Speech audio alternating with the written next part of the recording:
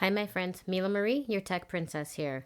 Let's customize my Kizzi K20 NUMPAD. Here's a quick before sound test.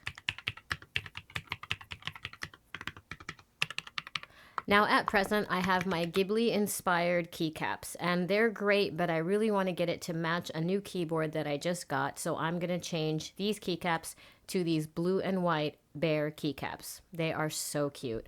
What I love about the Kizzi K20 is that it's an actual hot swappable numpad. They didn't hold back at all. It's got RGB lighting, mode switching, it's got an enhanced metal knob, it's gasket mounted, tri-mode connectivity. They literally put every bell and whistle in this numpad. The best part about it is it's fully customizable with the software. You can personalize the keyboard through the custom software. I absolutely love it. I thought it would look really cute with these blue and white bear keycaps. Let's listen.